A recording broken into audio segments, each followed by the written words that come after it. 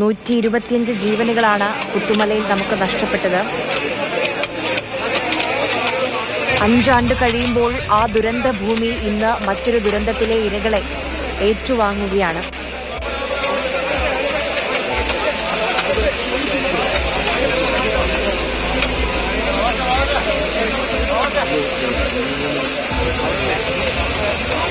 ഇന്ന് ഈ നിമിഷം നമ്മൾ കാണുന്നുണ്ട്, ഇപ്പോൾ 2 പേരുടെ സംസ്കാര ചടങ്ങുകൾ നടന്നുകൊണ്ടിരിക്കുകയാണ്. ഇന്ന് രാവിലെയാണ് ഈ സർക്കാരിൻ്റെ ആവശ്യപ്രകാരം ഹാരിസൺസ് പ്ലാന്റേഷനിൽ 64 സെൻറ്റ് ഭൂമി ഇവർക്കായി, ഈ മനുഷ്യർക്കായി, എല്ലാം നഷ്ടപ്പെട്ട മനുഷ്യർക്കായി ഇവിടെ ഒരുങ്ങിയത്. സന്നദ്ധ പ്രവർത്തകരും രക്ഷാപ്രവർത്തകരും ഒക്കെ ഓടിയെത്തുകയായിരുന്നു. അതിൽ കക്ഷി രാഷ്ട്രീയ വ്യത്യാസമൊന്നുമില്ലാതെ എല്ലാവരും ഒരേ മനസ്സോടുകൂടി ആ ഭൂമിയിൽ ആഴത്തിൽ കുഴികളെടുത്തു. അവരെ മണ്ണോട് ചേർക്കാൻ വേണ്ടി അവർക്ക് സാധ്യമായ കാര്യങ്ങളൊക്കെ ചെയ്തുകൊണ്ടിരിക്കുകയായിരുന്നു. പൊതുദർശനത്തിനുള്ള വേദി, അങ്ങനെ പല കാര്യങ്ങൾ ഓടി നടന്ന് ഈ കാണുന്ന, നമ്മൾ ഈ ദൃശ്യങ്ങളിൽ കാണുന്ന രക്ഷാപ്രവർത്തകരൊക്കെ ചേർന്ന് ഒരുക്കി. ഇതിപ്പോൾ 2 പേരുടെ സംസ്കാര ചടങ്ങുകൾ പൂർത്തിയായി. മന്ത്രിമാരവിടെയുണ്ട്, ജില്ലാ ഭരണകൂടം അവിടെയുണ്ട്, എല്ലാവരും അവിടെയുണ്ട്. ബഹുമാനം നൽകാൻ, ആദരം നൽകാൻ. ഇനിയും തിരിച്ചറിയാത്ത മൃതദേഹങ്ങളുണ്ട്, ശരീരഭാഗങ്ങളുണ്ട്. നമുക്കറിയാം, അതൊക്കെ തീരാ നോവാണ്. കഴിഞ്ഞ ദിവസങ്ങളിലൊക്കെ ഓരോ നിമിഷവും അവിടെ നിന്ന് വന്ന വാർത്ത നമ്മളെ എല്ലാവരുടെയും നെഞ്ചുലച്ചിരുന്നു. നെഞ്ച് തകർക്കുന്ന കാഴ്ചകൾ, ഉള്ളുലയ്ക്കുന്ന വിവരങ്ങളായിരുന്നു ഓരോ നിമിഷവും വന്നുകൊണ്ടിരുന്നത്. ചിലരുടെ കരൾ മാത്രം ലഭിച്ചു, ചിലരുടെ കൈ മാത്രം കിട്ടി എന്നൊക്കെ പറയുമ്പോൾ ദൈവമേ, ഇത്രയും ക്രൂരനാകാൻ പാടുണ്ടോ എന്ന് നമ്മുടെ മനസ്സൊക്കെ ഇങ്ങനെ ആ രീതിയിൽ വിങ്ങിപ്പൊട്ടുകയായിരുന്നു. അപ്പോൾ ഇന്ന് തിരിച്ചറിയാത്ത 8 മൃതദേഹങ്ങളുടെ സംസ്കാര ചടങ്ങുകളാണ് പുത്തുമലയിൽ നടക്കുന്നത്. പൂർണ്ണമായ ഒരുക്കത്തിൽ, പൂർണ്ണമായ കൃത്യമായ മേൽനോട്ടത്തിൽ. ഇനി ബാക്കിയും മൃതദേഹങ്ങളുണ്ട്, ശരീരഭാഗങ്ങളുണ്ട്. അവരെയും മണ്ണോട് ചേർക്കണം, അവർക്കും അന്ത്യവിശ്രമം ഒരുക്കേണ്ടതുണ്ട്. അത് നാളെയായിരിക്കും. നമ്മൾ ഇന്ന് കണ്ടതാണ്, ഇന്ന് 31 കുഴിമാടങ്ങൾ അവിടെ എടുത്തിരുന്നു. പക്ഷേ 8 പേരുടെ മൃതദേഹങ്ങളാണ് സംസ്കരിക്കുന്നത്. ഒരു നിമിഷം, ഒരു രാത്രി കൊണ്ട് എല്ലാം നഷ്ടപ്പെട്ടവരാണിവർ. എല്ലാം നഷ്ടപ്പെട്ടു എന്ന് പറയുമ്പോൾ ഒരു മനുഷ്യായുസിൻ്റെ മുഴുവൻ സമ്പാദ്യം, സ്വപ്നങ്ങൾ, പ്രതീക്ഷകൾ, പ്രാർത്ഥനകൾ എല്ലാം മണ്ണോടടിഞ്ഞു. തിരിച്ചു കിട്ടി, തിരിച്ചെടുക്കാൻ കഴിഞ്ഞവരാണിവർ. പക്ഷേ തിരിച്ചു കിട്ടാത്ത, ഇതുവരെ കണ്ടെത്താൻ കഴിയാത്ത എത്രയോ പേരുണ്ട്. തിരിച്ചറിയാനാകാത്ത ആളുകളുണ്ട്, കണ്ടെത്താൻ കഴിയാത്ത ആളുകളുണ്ട്. അത്രയും വലിയൊരു നോവായി, അത്രയും വലിയ തീരാ നോവായി, ഒരു നൊമ്പരമായി നമ്മുടെ ഹൃദയത്തിലുണ്ട്. ഈ കാഴ്ചകളൊക്കെ ഒരുപക്ഷെ മലയാളി മറക്കുമോ എന്ന് സംശയമാണ്. കാരണം എന്നും മനുഷ്യരൊന്നും ഒന്നുമല്ല എന്ന് ഇത്തരത്തിലുള്ള ദുരന്തങ്ങൾ, അപകടങ്ങൾ നമ്മളോട് പറഞ്ഞു തരുന്നുണ്ട്. പല മനുഷ്യന്മാരെ ഈ ദുരന്തത്തിൽ നമ്മൾ അടുത്തറിഞ്ഞു. സുദേവൻ ചേട്ടനെയും, ദാസൻ ചേട്ടനെയും, മോഹനൻ ചേട്ടനെയും, അങ്ങനെ കുറേ മനുഷ്യരെ, അവരുടെ ഉറ്റവരെ നമ്മൾ അറിഞ്ഞു. അവരുടെ കരച്ചിൽ നമ്മൾ കേട്ടു, അവരുടെ നിലവിളി നമ്മൾ കണ്ടു. ഇപ്പോൾ മുണ്ടക്കൈയും ചൂരൽമലയും ഒന്നും നമുക്ക് പരിചിതമില്ലാത്ത സ്ഥലങ്ങളല്ല.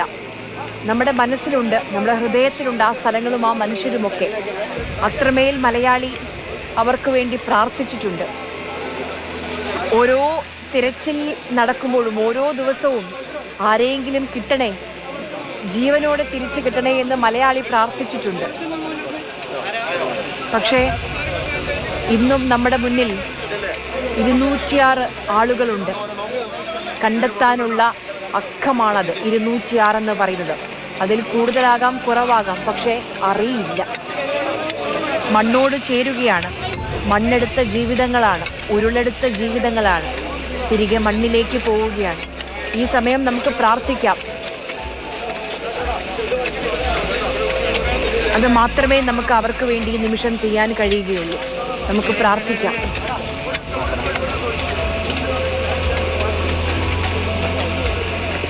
അനാഥരായവർക്ക്, അജ്ഞാതരായവർക്ക്, തിരിച്ചറിയാൻ കഴിയാതെ പോയവർക്ക് അന്ത്യവിശ്രമം.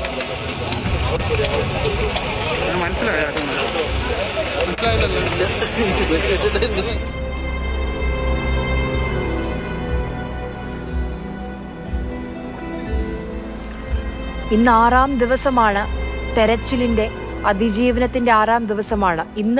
ഇന്ന് മാത്രം 12 മൃതദേഹങ്ങൾ, അതിൽ പലതും ശരീരഭാഗങ്ങളാണ്. പക്ഷേ കണ്ടെടുക്കുകയാണ്, വീണ്ടെടുക്കുകയാണ്. ഭയമാണ്. ചാലിയാർ പുഴയുടെ ആഴമൊന്നു കുറഞ്ഞാൽ അതിനടിയിൽ എന്തായിരിക്കും ഉള്ളത്? ഭയമാണതൊക്കെ ഓർക്കുമ്പോൾ. കണ്ണീർ പുഴയാണ് ഇന്ന് ചാലിയാർ. എത്രയോ കിലോമീറ്ററുകൾ ഒഴുകിപ്പോയ ശരീരങ്ങളുണ്ട്, ശരീരഭാഗങ്ങളുണ്ട്. ഇന്ന് നമ്മൾ ആശങ്കയോടെ കേട്ടൊരു വാർത്തയുണ്ട്. സൂചിപ്പാറയ്ക്കടുത്ത് 18 രക്ഷാപ്രവർത്തകർ കുടുങ്ങിപ്പോയെന്ന്. അവരെ പിന്നീട് രക്ഷിച്ചു. പക്ഷെ അവരോട് സംസാരിക്കുമ്പോൾ അവരൊരു മൃതദേഹം കണ്ടെത്തിയിട്ടുണ്ട്. പക്ഷെ പുറത്തേക്ക് എത്തിക്കാൻ കഴിയുന്നില്ല. അത്രമേൽ മണ്ണും ചെളിയും പാറക്കഷ്ണങ്ങളും മരച്ചില്ലകളുമൊക്കെ അതിന് മുകളിൽ വന്നടിഞ്ഞിരിക്കുകയാണ്. അങ്ങനെ എത്രയോ ജീവിതങ്ങൾ മണ്ണിനടിയിൽ അകപ്പെട്ടു പോയിട്ടുണ്ട്.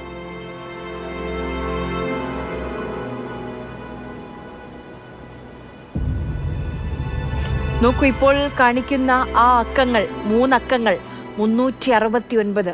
നമ്മുടെ ചുറ്റും സന്തോഷത്തോടെ ജീവിച്ചിരുന്ന 369 മനുഷ്യരെയാണ് നമുക്ക് ഈ ഒരൊറ്റ രാത്രിയിലെ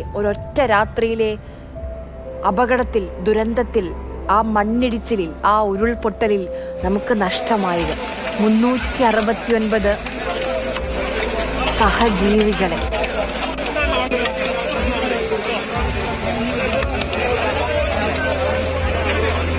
അരുൺ, എത്ര പേരുടെ സംസ്കാരം പൂർത്തിയായി?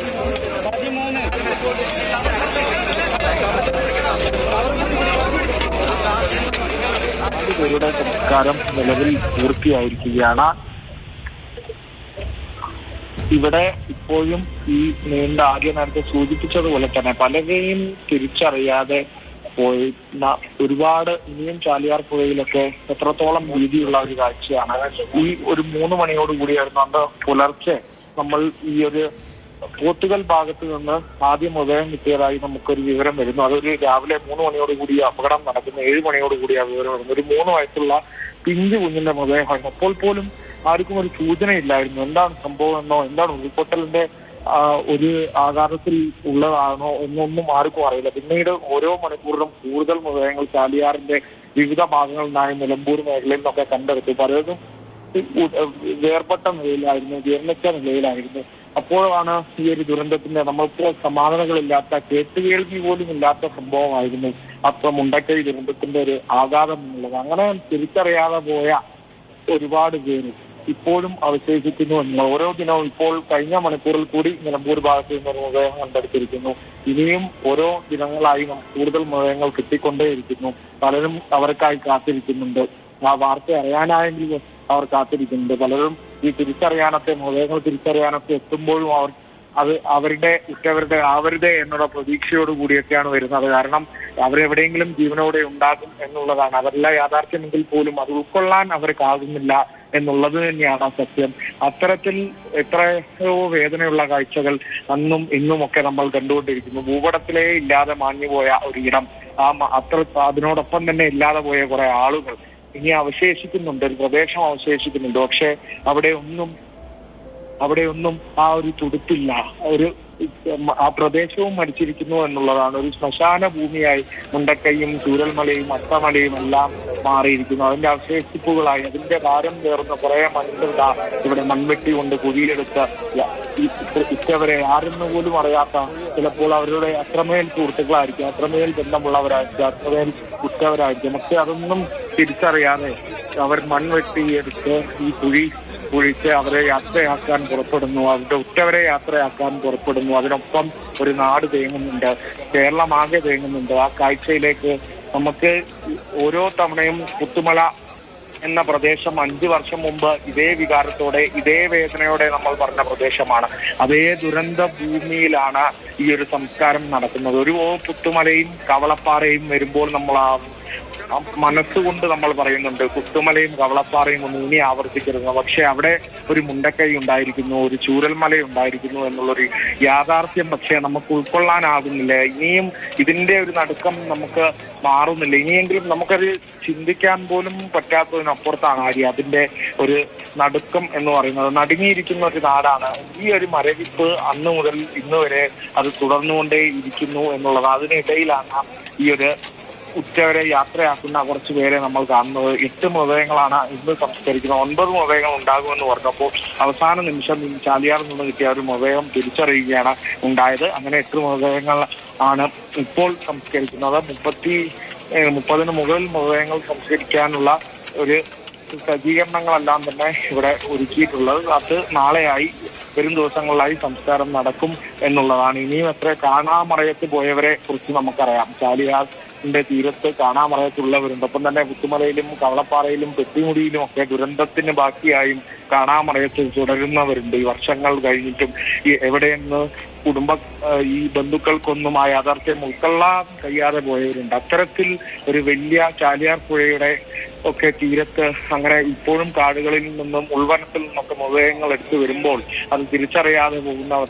ഇപ്പോഴും ഉറ്റവർക്കായി കാത്തിരിക്കുന്ന ഒരു ഭാഗത്തുള്ളവരുണ്ട്. അവരുടെയൊക്കെ ഉറ്റവരായിരിക്കാം അത്, പക്ഷേ അവർ തിരിച്ചറിയാതെ പോകുന്നു എന്നുള്ളത് എന്ത് വേദനാകരമായ കാഴ്ചയാണ്, എന്ത് വേദനാകരമായ ഒരു യാഥാർത്ഥ്യമാണ് എന്നുള്ളത്. ഒരു പ്രകൃതി ദുരന്തത്തിന്റെ നമുക്ക് താങ്ങാവുന്നതിലും അപ്പുറമുള്ള ആഘാതമാണ്. കേരളം കണ്ട ഏറ്റവും വലിയ ദുരന്തമായി മുണ്ടക്കൈ മാറുന്നു.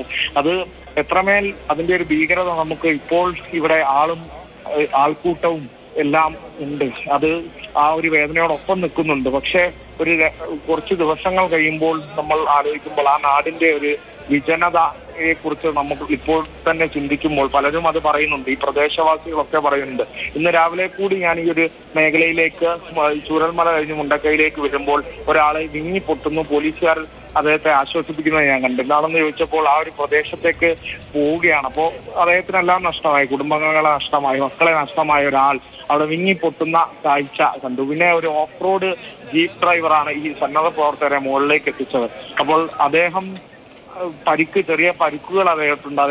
അദ്ദേഹത്തിന്റെ കുടുംബാംഗങ്ങളെ നഷ്ടപ്പെട്ടു. പക്ഷേ ഈ നാടിന്റെ രക്ഷാപ്രവർത്തനത്തിനൊപ്പം നിൽക്കുകയാണ്. കാരണം അത്തരത്തിൽ എന്തെല്ലാം കാഴ്ചകളാണ് ഈ ദുരന്തഭൂമി നമുക്ക് കാണിച്ചു തരുന്നത്. എത്രയെല്ലാം വേദനകളാണ് നമ്മൾ ഈ അനുഭവിച്ചു കൊണ്ടിരിക്കുന്നത്. ആ വേദനയിലൊക്കെ പങ്കാളികളാകുന്നു. ആ വേദനയ്ക്ക് ഒപ്പം നിൽക്കുന്നെങ്കിൽ പോലും അവരുടെ ഒരു വേദനയ്ക്ക് അത്രയും നമ്മുടെ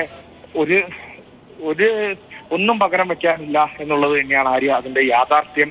അത്തരത്തിൽ ഒരു നാട് മുഴുവൻ തേങ്ങുകയാണ്. ഒരു നാടിന്റെ വിലാപം ഉണ്ട്. ഈ കേരളമാകെ ഈ വേദനയ്ക്കൊപ്പം ഉണ്ട്. കേരളമാകെ ഈ കാഴ്ചകൾ കാണുന്നുണ്ട്. ഈ എന്തു തെറ്റാണ് ഞങ്ങൾ ചെയ്തതെന്ന് ഓരോരുത്തരും ചോദിക്കുമ്പോൾ അതിൽ അവരുടെ ഒരു നിസ്സഹായാവസ്ഥയുണ്ട്. നമ്മൾ ആ അധ്യാപകനെ കണ്ടു, ഈ വെള്ളാർമല സ്കൂളിൽ അധ്യാപകരെ കണ്ടു, ആ പ്രദേശവാസികളെ ഞങ്ങൾ ഒന്നും ഒരു പാപം ചെയ്തിട്ടില്ല എന്ന് വിശ്വസിക്കുന്നവരാണെന്ന് ആവർത്തിച്ചു പറയുന്നവരെ കണ്ടു.